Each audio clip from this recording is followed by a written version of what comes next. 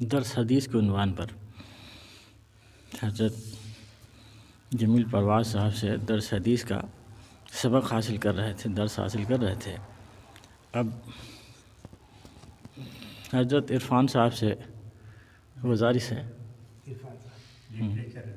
Literature کی بنیاد پر وہ اپنا مطالعہ بیان کریں اور لٹریچر کو صحیح طور پہ مطالعہ کے تحت تحریک اسلامی میں کارکنوں کے باہمی تعلقات، یہ خرم مراد صاحب کی لکھی ہوئی کتاب ہے، اسی کا مطالعہ چل رہا ہے۔ اس کے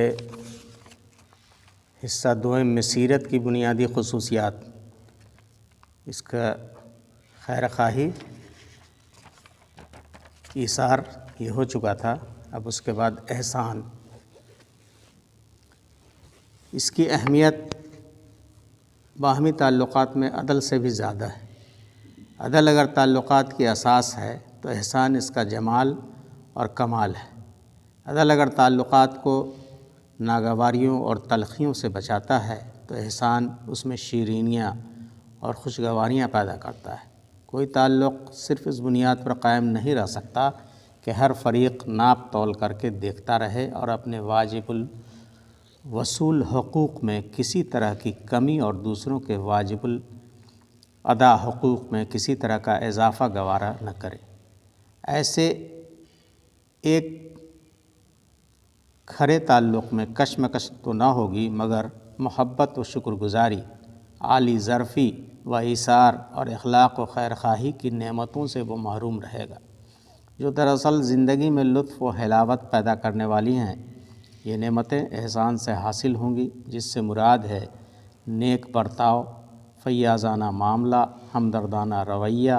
رواداری، خوش خلقی، درگزر، باہمی مراعات، ایک دوسرے کا پاس و لحاظ، دوسرے کو اس کے حق سے کچھ زیادہ دینا اور خود اپنے حق سے کچھ کم پر ہی راضی ہو جانا۔ اس احسان کا تصور بھی 9 باتوں والی حدیث کی 3 باتیں مکمل اور واضح کرتی ہیں کہ جو مجھ سے کٹے میں اس سے جڑوں، اور جو مجھ کو حق سے محروم کر دے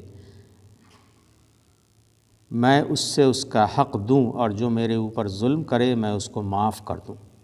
یعنی کردار کی یہ صفت اس کا تقاضا کرتی ہے کہ نہ صرف یہ کہ آدمی اپنے بھائی کو بھلائی کا بدلہ اس سے زائد بھلائی سے دے، بلکہ یہ بھی اگر وہ برائی کرے تو اس کا جواب بھی بھلائی سے دے، اور برائی کو بھلائی کے ذریعے دفع کرتے ہیں۔ ان 4 صفات کے بعد 5ویں چیز وہ ہے جس کے لیے میں رحمت کا لفظ استعمال کروں گا، لیکن اس کے لیے نہ معلوم کتنی اصطلاحات استعمال کی گئی ہیں۔ رحمت کا لفظ میں نے اس لیے استعمال کیا ہے کہ خود اللہ تعالیٰ نے مسلمانوں کے باہمی تعلق کی تصویر کھینچنے کے لیے اس لفظ کو اختیار کیا ہے، اور یہ چیز اس کے وسعت معنی کی طرف اشارہ کرتی۔ محمد رسول اللہ صلی اللہ علیہ وسلم اور جو لوگ ان کے ساتھی ہیں کفار پر سخت ہیں اور باہم سراپا رحمت ہیں۔ اس صفت کو صحیح طور پر سمجھنے کے لیے ہم اس کو دل کی نرمی اور گداز سے تعبیر کر سکتے ہیں، جس کے نتیجے میں آدمی کا رویہ اپنے بھائی کے لیے انتہائی محبت، گرمجوشی، سوز و شفقت اور الفت کا مظہر ہو جاتا ہے۔ اس کے بھائی کو اس سے ذرہ برابر بھی کوئی ایذا، تکلیف یا ٹھیس پہنچنے کا تصور بھی اس کے لیے کربناک ہوتا ہے۔ رحمت ہی کی صفت ہے جو آدمی کو ہر دل عزیز بناتی ہے اور انسانوں کو اس کی طرف پروانہ وار کھینچتی ہے۔ رسول اللہ صلی اللہ علیہ وسلم کی اہم صفات میں سے ایک صفت یہی ہے جس کا ذکر قرآن نے کیا ہے، اور دعوت و تربیت کے سلسلے میں اس کی کئی مثالیں پیش کی ہیں۔ بے شک تمہارے پاس خود تم میں سے رسول آیا، تم کو کوئی تکلیف نہ پہنچے، کوئی تکلیف پہنچے تو ان کو گراں ہوتی ہے، تمہاری بھلائی پر وہ حریص ہے اور مومنین کے لیے سراپا الفت و رحمت۔ اور سورہ آل عمران میں بتایا گیا ہے کہ اگر آپ صلی اللہ علیہ وسلم کا دل نرم نہ ہوتا تو لوگ کبھی آپ صلی اللہ علیہ وسلم کے گرد جمع نہ ہوتے، اور یہ دل کی نرمی اللہ کی رحمت ہے۔ فرمایا اللہ کی رحمت سے آپ صلی اللہ علیہ وسلم ان کے لیے نرم دل واقع ہوئے ہیں، اگر کہیں بدخو اور سخت دل ہوتے ہیں تو یہ تمہارے پاس سے بھاگ کھڑے ہوتے ہیں۔ ایمان کا نتیجہ الفت ہے، اور الفت سخت دلی کے ساتھ جمع نہیں ہو سکتی۔ لہٰذا ایک مومن جو سراپا الفت ہوتا ہے، سراپا نرمی بھی ہوتا ہے، ورنہ اس کے لیے ایمان میں کوئی بھلائی نہیں ہے۔ اس حقیقت پر رسول اللہ صلی اللہ علیہ وسلم نے یوں روشنی ڈالی ہے: مومن محبت و الفت کا پتلا ہوتا ہے، اور جو نہ محبت کرتا ہے اور نہ اس سے محبت کی جاتی ہے، اس میں کوئی بھلائی نہیں ہے۔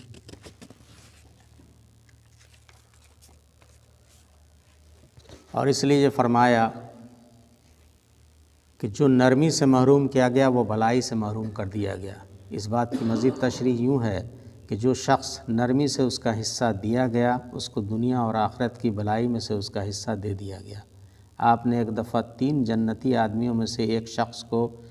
گنا، یا جو اپنے رشتہ داروں اور ہر مسلمان کے لیے رحیم اور رقیق القلب ہے۔ رحیم رقیق القلب، یہ اس کے لیے رحمت سے محرومی اور بدبختی ہے۔ جو زمین پر بندوں پر رحم نہیں کرتا وہ اللہ کی رحمت سے محروم ہو جاتا ہے، اور جو زمین پر اللہ کے بندوں پر رحمت کرتا ہے اس کے لیے اللہ کی رحمت واجب ہو جاتی۔ چنانچہ فرمایا: رحمت کسی سے چھینی نہیں جاتی مگر اس سے جو بدبخت ہو۔ اور مزید یہ کہ جو رحم کرنے والے ہیں رحمان ان پر رحم کرتا ہے۔ تم زمین والوں پر رحم کرو تاکہ آسمان والا تم پر رحم کرے۔ اس نرمی اور رحمت کے جو 2 مختلف پہلو چھوٹوں اور بڑوں کے ساتھ ظہور پذیر ہوتے ہیں، یعنی شفقت و عزت، اس کا ذکر اس طرح فرمایا کہ جو ہمارے چھوٹوں پر رحم نہ کرے اور ہمارے بڑوں کی عزت نہ کرے وہ ہم میں سے نہیں ہے۔ ایک مسلمان اپنے بھائی کے ساتھ تعلقات میں سراپا نرم ہوتا ہے اور اپنے معاملات میں اس بات کی کوشش کرتا ہے کہ ہر ممکن طریقے سے اس کے دل کو خوش رکھے اور اس کو تکلیف نہ ہونے دے اور اس کا ہر جائز مطالبہ پورا کر دے۔ اس امر کو رسول اللہ صلی اللہ علیہ وسلم نے ایک مثال سے یوں سمجھایا: مومن بردبار اور نرم دل ہوتے ہیں، اس اونٹ کی مانند جس کی ناک میں نکیل پڑی ہو، اگر کھینچا جائے تو کھینچتا چلا جائے اور پتھر پر بٹھایا جائے تو پتھر پر بیٹھ جائے۔ قرآن نے بڑے مختصر انداز میں اس پوری کیفیت کو یوں بیان کیا ہے: دراصل رحمت سیرت کی وہ صفت ہے جو تعلقات میں ایک نئی روح ڈال دیتی ہے اور ان کے حسن و جمال کو مکمل کرتی ہے، اور ایک شخص جو ایک مرتبہ اس رحمت سے لطف اندوز ہو جاتا ہے پھر اس کا دل اس تعلق کو توڑنے کے لیے مشکل سے راضی ہوتا ہے جس کے ذریعے اس کو یہ نعمت ملتی ہے۔